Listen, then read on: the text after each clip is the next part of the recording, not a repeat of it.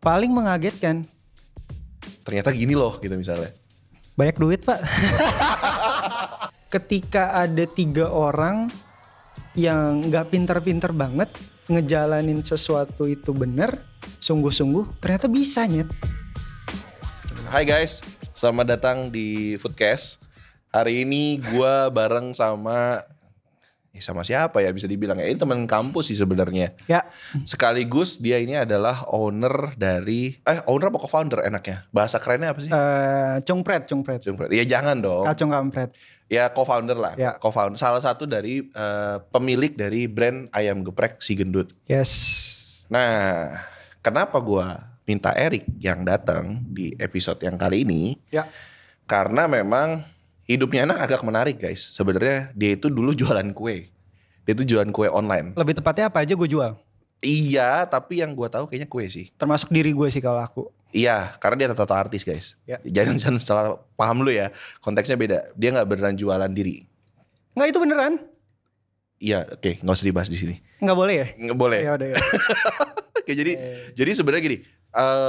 Lu ini kan dulu kalau kita balik lagi sedikit flashback ke zaman kita pertama kali kenal.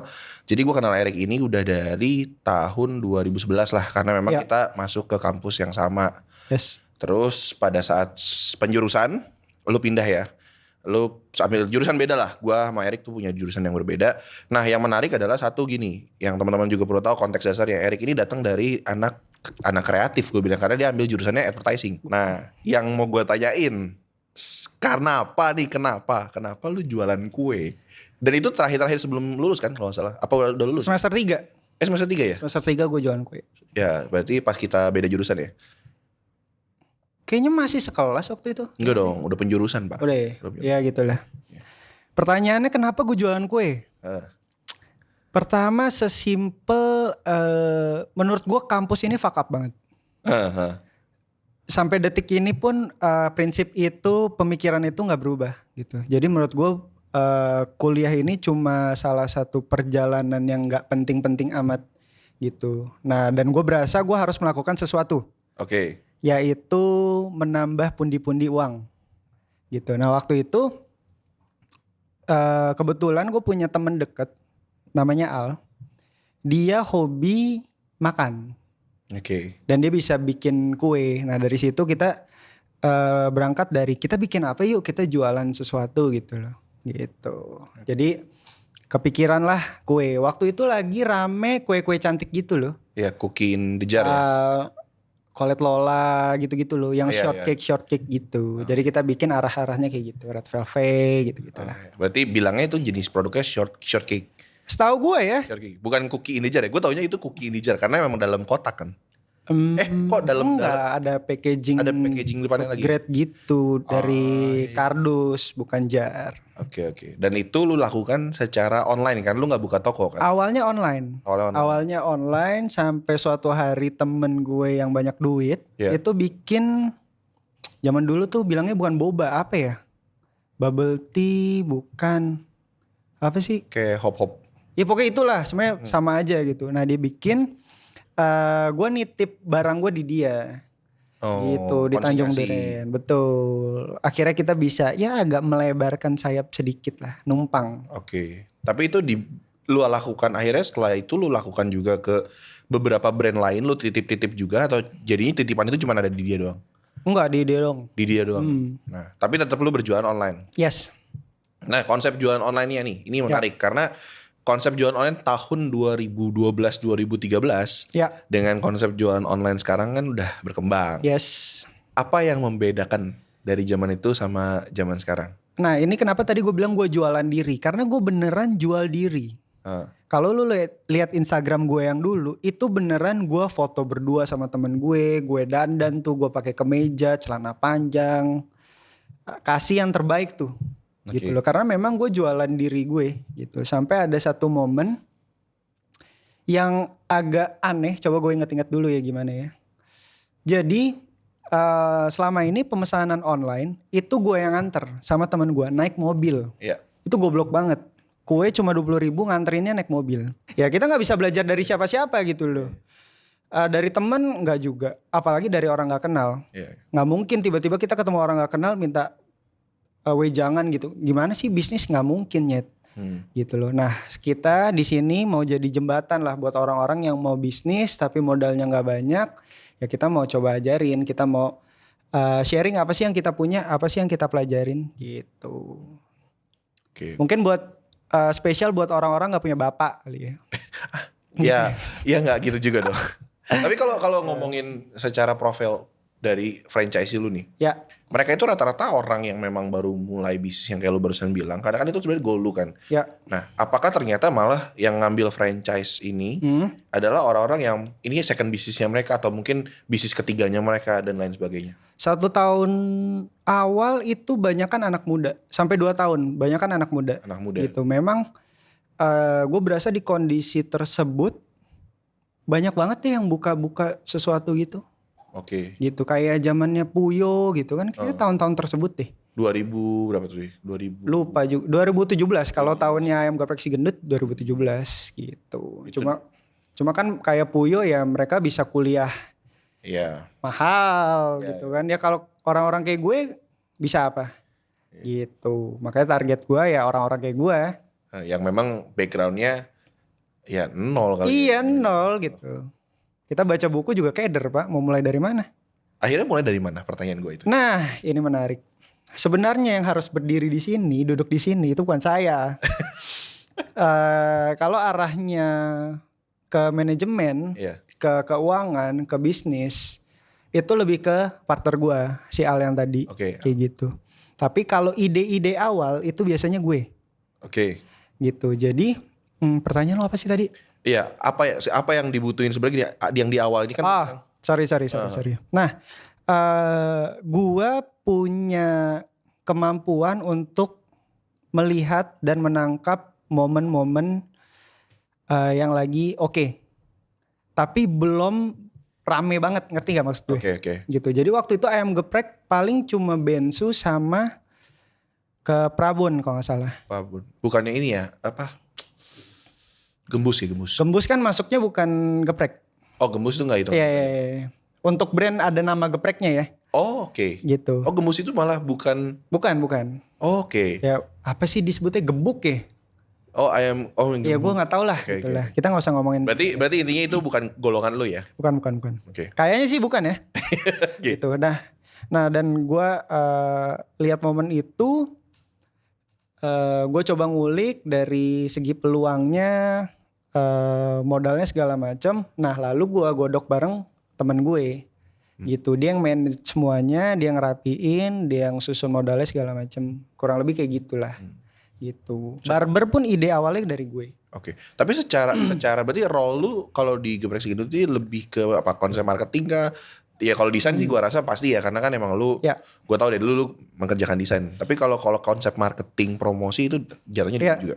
Kalau sekarang sih gue desain marketing kurang lebih kayak gitu. Gitu. Kalau awal-awal ya yang gue yang idein. Gitu. Nah, bisa jalan karena teman gue. Mungkin kalau nggak ada teman gue juga cuma ide doang.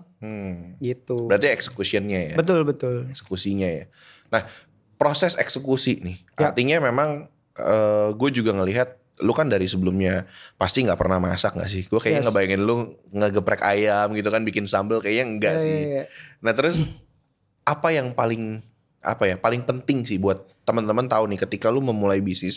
Kalau kita ngomong misalnya kita bicara ngomongin branding, itu kan kita bisa ya kita hire orang, kita beli orang bikin logo dan lain sebagainya. Tapi apa sih yang paling penting ketika lu bikin bisnis ya? Mau itu self own, mau nantinya franchise. Apa yang paling penting? Menurut gue yang paling penting itu adalah partner. Buat gue ya. Buat gue yang gak punya modal, balik lagi nih ke target gue yang awal. Karena gue berkaca dari diri gue. Buat gue yang gak punya modal, buat gue yang gak punya pengetahuan banyak, tapi punya ide, gue butuh banget partner. Tapi bukan asal lu comot partner ya. Itu karena backfire juga kalau salah. Gitu. Nah gue cari partner, dia temen gue dari SMA, gue tahu visi misinya dia juga benci kuliah. Menurut dia buang waktu juga, makanya kita bisa benar-benar, yuk kita bikin sesuatu. Lo punya ide, Gue punya ide, dia punya knowledge. Oke. Gitu. Di situ kita godok bareng. Jadi menurut gue buat teman-teman yang nonton yang mirip-mirip gue kondisinya, itu cari partner. Cari partner. Gitu. Oke. Setelah lu dapat partner yang tepat. Yes. Lu berberapa kalau bisa? Gue lupa.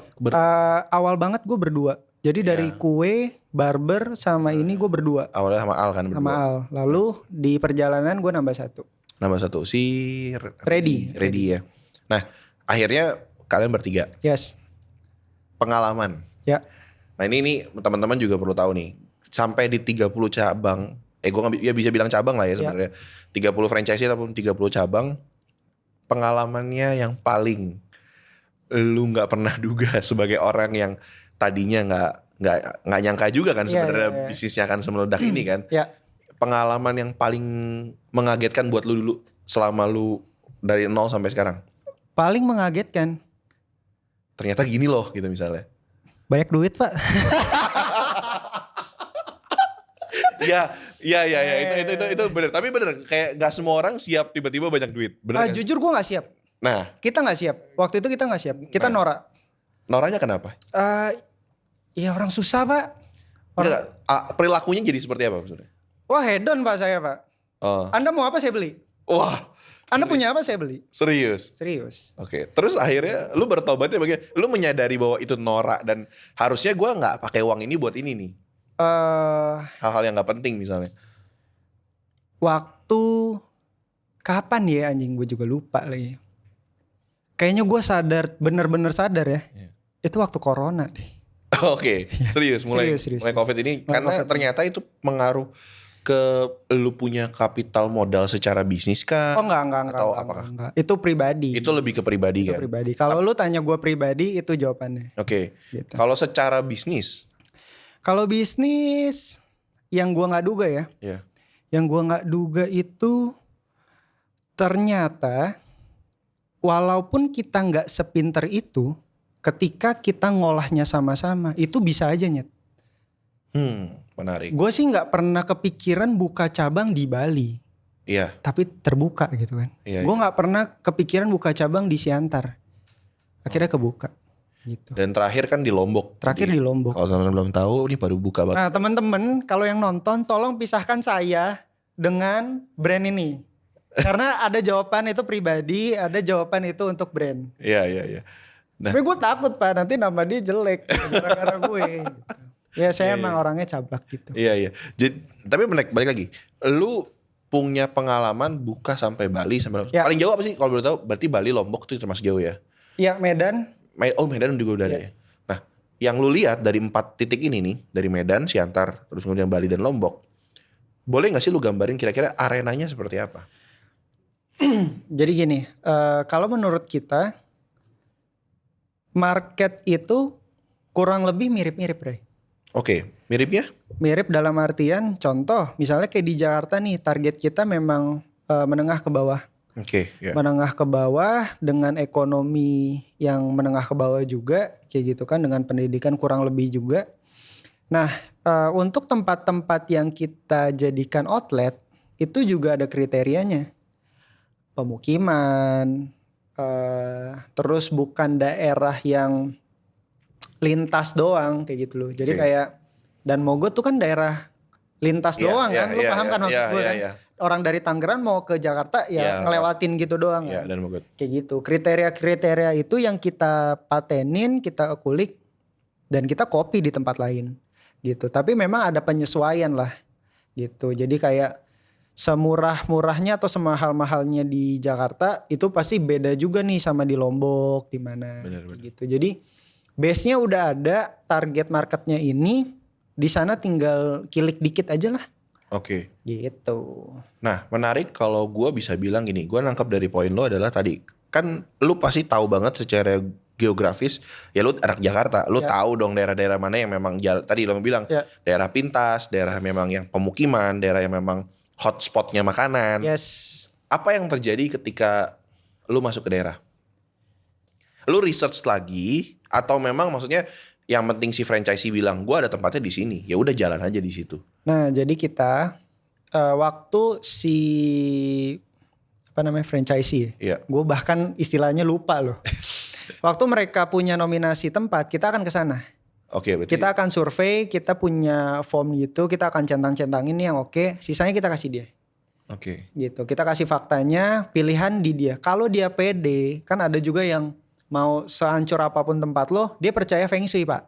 Oh, oke. Kita bisa apa? Kita mau bilang feng shui lo jelek kan nggak mungkin. Berarti ada nih franchise lu yang begitu. Ya ada, yang bandel-bandel mah ada. Oke, Gitu. oke. Tapi ya kita coba kasih saran dan misalnya kurangnya di bagian mana, kita coba tambal di sana gitu loh. Karena waktu dia nggak rame kan juga jadi beban mental ke kita. Iya, pastinya. Gitu.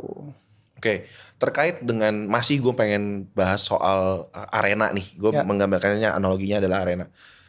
Apa yang terjadi sebuah brand dari Jakarta yang secara target market seharusnya middle low, Ya. terus ini masuk ke daerah. Pasti menurut gue itu berubah banget. Ya. Bener gak sih? Itu punya shifting yang lumayan apa ya? Ya beda lah intinya gitu. Jadi, nah yang lu lihat gimana sama persaingan produk lokal di sana? Ini orang hebat loh, nanya nggak pakai list loh. Dari tadi lanjut terus.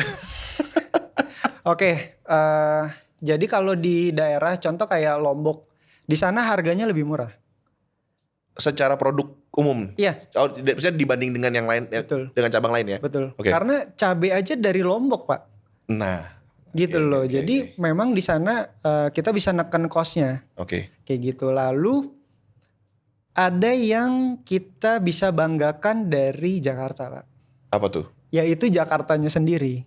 Jadi waktu kita bikin spanduk di sana, itu ditulis ayam geprek si gendut cabang Jakarta.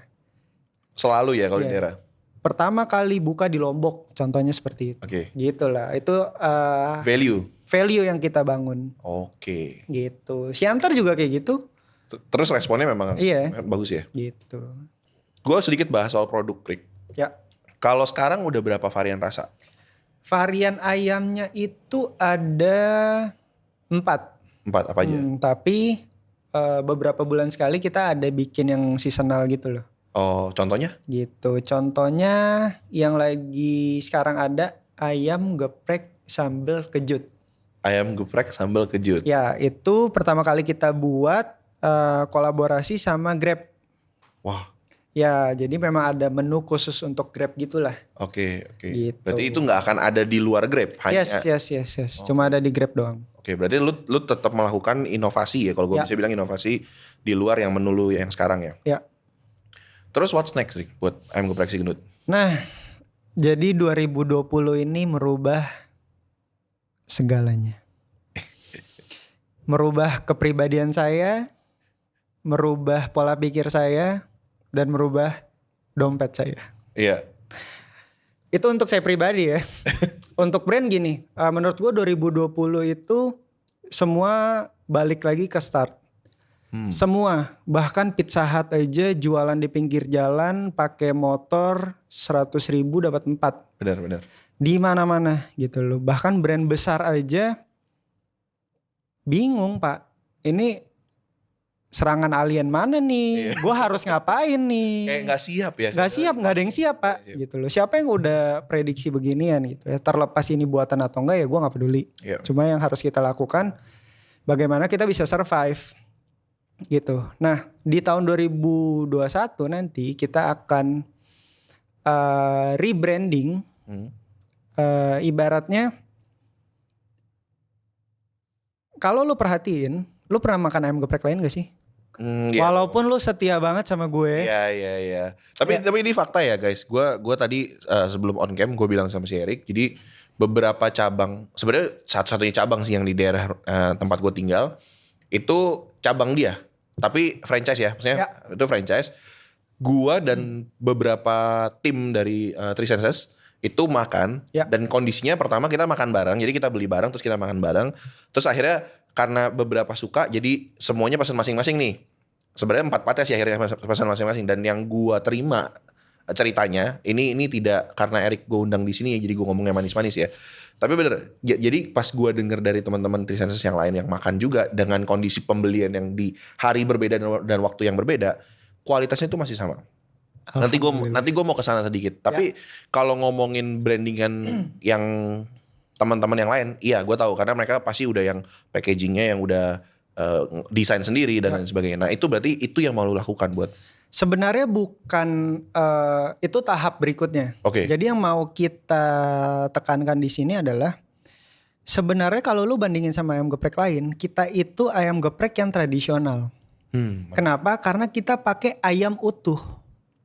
Oke. Kalau yang lain itu kayak File. ayam file, fried chicken gitu, Iya, tepungnya padat segala macem. Nah kalau kita memang dari awalnya sudah digodok dulu, dibumbuin dulu, baru kita goreng tepung. Oke. Nah di 2021 kita mau bikin itu lebih tradisional lagi. Malah menuju lebih tradisional. Yes gitu. Jadi kita mau menancapkan kuku lebih dalam kalau kita ayam geprek tradisional. Wah, menarik. Kayak gitu dengan bumbu yang lebih kental, dengan nanti ada tambahan masih dirahasiakan. Yeah. Dan pastinya kita akan ganti packaging juga gitu, biar terkesan lebih tradisional. Oke. Gitu sih. Berarti itu next yang akan dilakukan. Yes. Belajar dari 2020 nih ya. Ya. Berarti kalau gua bisa tarik sedikit lagi ngomongin soal produk deh misalnya. Secara produk ini sendiri kan ayam geprek ya. Ya. Susah nggak? Seberapa gini? Bukan susah sih. Lebih ke gue penasaran sih, Rick. Karena gini, kita ngomongin ayam geprek kayak tadi gue udah bilang, pecel lele juga ayam. Yes. Meskipun namanya pecel lele ya, Yes. tapi orang kebanyakan juga makannya ayam goreng. Terus kita bisa bilang ayam lagi ya ayam ya quote and quote kayak fried chicken gitu ya. Itu kan juga ada. Gimana sih maksud gue gini loh. Tantangannya apa sih ketika lu bikin ayam geprek si gendut? Ya. Dan lu sekarang malah mau, kalau gue bisa bilang ini lu penetrasi ya. Maksudnya artinya lu bener-bener pengen keluar dari golongan-golongan ayam yang pada umumnya. Terus lu akan lebih spesifik nih. Yes. Ya kan? Itu challenge terbesarnya apa sebenarnya? Gimana lu edukasinya ke market? Ya. Nah, balik lagi ke yang awal tadi gue bilang. Untuk edukasi orang lain yang melakukan edukasi, Pak. Maksudnya? Karena kan gue follow the trend. Tapi gue follownya kayak satu dua brand yang nongol. Nah gue ikut nih yang ketiga. Oke. Kayak gitu. Jadi ibaratnya masyarakat udah tahu si ayam gepreknya ini. Nah gue ngikut. Tapi gue gak di belakang. Gue masih ikut di awal-awal. Berarti gelombang pertama lah. Gelombang pertama. Itu gue cari kata itu tuh gak ketemu, Pak. Gitu. Okay. Jadi edukasi udah lumayan gampang lah waktu itu. Gitu bro. Dan sekarang seberapa pengaruhnya online terhadap bisnis lu sendiri? Balik lagi nih 2020 ya. Itu online penting banget. Dan yang kena dampak COVID ini bukan kita doang Pak. Yeah. Semuanya, benar-benar semuanya. Dan Grab juga kena. Dan regulasi buat merek-merek kayak kita nih keganggu juga persenannya. Kayak gitu. Jadi sebenarnya terlepas kita online sama si ojol-ojol ini, kita juga harus bisa online sendiri sih. Gitu. Dari 2020 gue belajar seperti itu. Ya gitulah kurang lebih. Iya. Berarti memang switching ya. Yes. Sangat behaviornya berubah. Perilaku konsumennya sendiri pun berubah. Nah, kalau boleh lu bagiin sedikit tips lah buat teman-teman yang baru. Karena gini, gue juga setuju ketika 2020 gue pun juga switching karir. Ya. Keren ya bahasanya switching karir ya. Keren sekali. Jadi kalau teman-teman, gue sebelumnya di episode sebelumnya gue udah jelasin sebenarnya background gue. Background ini kan gue orang kerja sebenarnya. Artinya gue karyawan swasta, lama di karyawan swasta. Terus sekarang nggak cuma karena podcast ini, tapi memang gue ini kan juga mau masuk ke dunia kuliner. Ya. Meskipun dulu gue backgroundnya kerja di dunia kuliner juga. Yes. Nah, boleh nggak Rick, lu bagiin beberapa hal yang menurut lu fundamental penting buat teman-teman tahu, buat teman-teman yang seperti gue yang baru mau masuk ke dunia kuliner. Ya. Gitu. Jadi mereka yang mungkin bingung nih, kalau gue mau bikin usaha di bidang kuliner, apa sih yang paling penting? Kalau boleh dibagi mungkin 3 hal atau lu terserah lu punya berapa hal yang menurut lu, pokoknya kalau lu bikin usaha sebenarnya paling penting itu ini dulu sebelum yang lain-lainnya ya. Gitu. Boleh nggak dibagiin? Gue gak punya rumusnya, tapi gue ceritain dari pengalaman aja. Ya. Balik lagi yang tadi gue udah jawab. Yang pertama, kudu punya partner. Ya, itu yang pertama, partner. Satu aja cukup, tapi lu bisa bener-bener ngebagi gitu loh. Ini ada satu tantangan besar, lo sendiri buat kapasitas gue bisa bilang gue gak bisa. Ide gue cuma bakal jadi ide aja tanpa partner gue sekarang. Oke. Kayak gitu. Jadi menurut gue harus cari partner yang tepat. Itu yang pertama. Lalu yang kedua, dari gue ngomongin kalau udah ada ide atau belum ada ide. Let's say boleh dua-duanya deh. Misalnya kalau ngomong partner, menurut gue ini berarti konteksnya sudah ada ide. Sudah ada ide. Oke. Karena pengalaman gue selalu gue udah ada ide tapi gue gak bisa eksekusi sendiri. Bener, lu at least udah mencium peluangnya. Yes. Oke, kita bicara di situ dulu. Berarti kalau lu udah punya ide, lu harus cari ini yang mau sikat siapa nih? Ini targetnya siapa nih? Tapi bener-bener lu tahu seluk-beluknya ya. Habitnya apa? Contoh, barber deh. Contoh barber nih. Ini kabur sedikit dari makanan. Ya. Contoh barber. Target lu orang-orang yang seperti apa sih? Yang flamboyan, contoh yang gak pede, contoh yang pengen gaya, pengen jadi bad boy, kayak gitu. Jadi sampai habitnya aja kita tahu gitu. Oke. Jadi harus benar-benar tahu sih targetnya ini kita mau tuju kemana. Bukan cuma sekedar tinggal di mana, kemampuan bayarnya berapa, kayak gitu-gitu. Itu hal dasar lah. Kalian semua pasti tahu gitu kan. Kalau di marketing tuh 4 piece ya. Iya. Ya ada 4 piece kayak 4 piece, gitu. 7 piece. Cuma kita benar-benar harus tahu habitnya. Gitu. Oke. Gitu itu yang kedua. Lalu dijalanin sih Nyet. Kalau gue kerjain ya. Iya, kalau karena balik lagi yang tadi gue bilang, yang lu tanya apa sih yang lu paling gak nyangka? Ternyata ketika ada 3 orang yang gak pinter-pinter banget ngejalanin sesuatu itu bener, sungguh-sungguh, ternyata bisa Nyet. Gitu loh, bisa bener-bener buka di Bali gitu. Iya. Lu juga pasti gak kepikiran, nih orang pinter banget nih, si Erik pinter banget, kagak. Iya. Gitu loh. Gue dapat partner yang tepat, ketidaktahuan kita bisa cari sama-sama. Oke. Gitu. Berarti 3 hal ya. Gue rekap ya, partnernya yang tepat, terus kemudian kedua ngerti siapa yang bakal jadi konsumennya. Ngerti banget luar dalam. Ngerti banget luar dalam. Terus yang ketiga adalah ya kerjain bener. Kerjain bener. Nah struggle-nya juga ya pasti banyak lah ya. Gue yakin kayak Erik guys, gue gak pernah ngebayangin dia ngegeprek ayam, nyiapin bumbu itu gak kebayang sih. Beli alat-alat ya segala macam, persiapin kayak gitu-gitu. Waktu awal gue buka yang di rumah gue itu, gue emang gak bisa ngegeprek dan bikin sambal. Sama sekali gak bisa? Gak bisa. Sekarang udah bisa? Itu 2 teman gue. Oke. Gue bagian kasir. Oke. Gitu loh, jadi mau enci-enci ngomelin gue, nunjuk-nunjuk gue, itu gue udah rasain semua. Dan gue tetap senyum.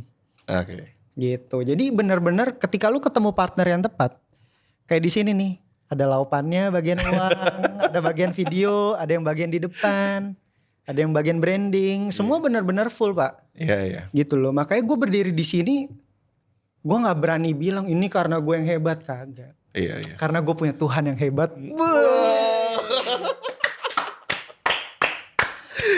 Wow.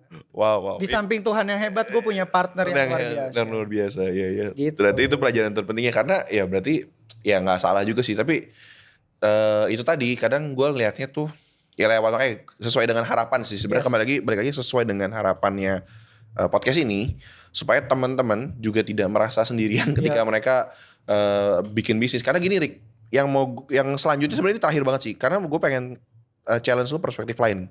Kebetulan lu ini punya teman. Ya kan? Kebetulan lu punya teman, lu udah kenal teman lu yang memang lu tahu kapasitasnya. Dan lu udah ada idenya. Lu jago melihat peluangnya. Tetap menurut gue itu talent ataupun juga harus inilah ya. Insting bisnisnya itu harus jalan. Terus what's happen dengan yang gak punya itu? Kira-kira gimana kalau gue, let's say ini gue deh contohnya. Gue podcast ini bener, kalau tadi lu bilang podcast ini gue terdiri dari 4 orang yang punya background berbeda, kemampuan berbeda, jadi satu, bikin karya salah satunya ini ya, podcast. Terus kemudian kalau di kuliner, jujur gue mulai sendiri nih, gue juga baru mau mulai. Nah terus bagaimana dengan orang-orang yang seperti gue? Jadi gini Bray, Kalau dibilang bener-bener gak punya temen, berarti lu mainnya kurang jauh Nyet. Oke. Lu boleh banget lu salahin diri lu sendiri. Serius? Iya, lu muda ngapain Nyet, lu mabok lah sekarang gitu loh. Lu ngapain kek, lu temenan sama orang gitu loh. Okay. Menurut gue lu bener-bener harus berteman Pak. Bener-bener harus sortir gitu loh. Ini kayak temen gue, itu gue sortir dari SMA. Al itu temen SMA gue. Jadi lu bayangin gue kuliah jualan kue bareng, gue lulus kuliah barber bareng, setelah barber jalan gue buka ayam.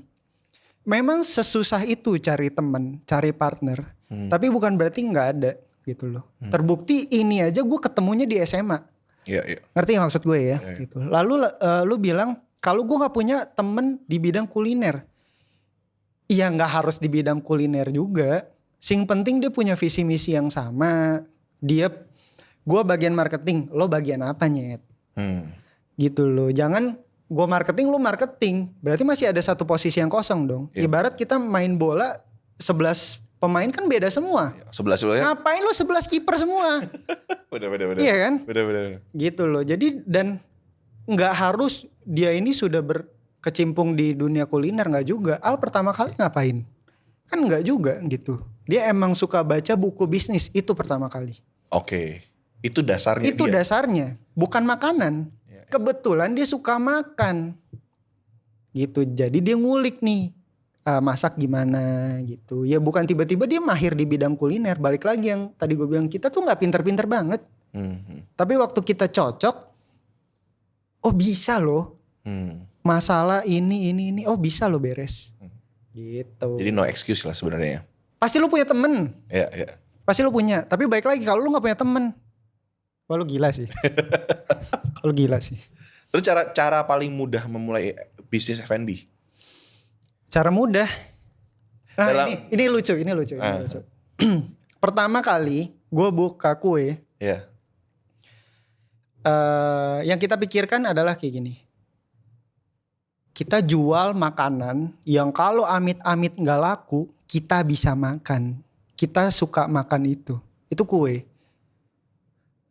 Serius pemikirannya begitu? Iya. Culun Pak pemikiran kita Pak. Culun Pak. Gitu. Oke. Tapi ya kita bukan berarti pasrah aja gitu kan. Kita cari strateginya, bagaimana pasarinnya gitu. Oke. Itu kalau gak laku aja kita makan. Amit-amit gak laku ya kita makan. Berarti apa ya, menarik ya. Speechless ya dia ya jawaban gue. Iya, ternyata temen gue gak sepinter itu Nyet. Gitu kan. Bukan, sebenarnya lebih kayak sesimpel itu. Lo gak, gue harus pemikiran kadang gini, orang kan berpikir kalau bikin bisnis, pemikirannya kan harus kompleks, ya kan? Kayaknya lu kalau dari bisnis awal tuh udah harus langsung, gue tahu nih grand goalnya bisnis gue akan jadi F&B chain nomor 1 di Indonesia gitu kan? Kan kebanyakan orang pasti punya. Itu nggak salah, menurut gue itu mimpinya, ya kan? Tapi kan yang salah adalah berarti konsep pemikirannya ketika mereka mau memulai. Dan menurut gue balik lagi disesuaikan sama orang-orang yang mau mulai. Orang-orang di level gue nih. Dan menurut gue kita di level yang sama. Gak pinter-pinter banget, modal gak banyak-banyak banget. Kalau nunggu plannya bisa sekeren itu gak jalan Nyet. Kapan lu mau mulai? Iya benar-benar. 2017 gue tahu apa sih? Benar gak? Kalau gue gak mulai gak ada. Tidak ada 30 cabang. Benar. Saya belum punya motor Harley. Oh ini, iya. Kalau ini, saya agak kaget sih. Oh naik motornya Harley ya Pak ya. Iya. Mohon maaf saya Ria. Oke. Gitu. Jadi bener-bener jalanin dulu aja. Gitu. Tapi kalau sendiri, gue yakin gue nggak kuat. Gitu. Oke. Lu merekomendasikan orang nggak bikin bisnis F&B sendiri? Buat level gue iya. Oke.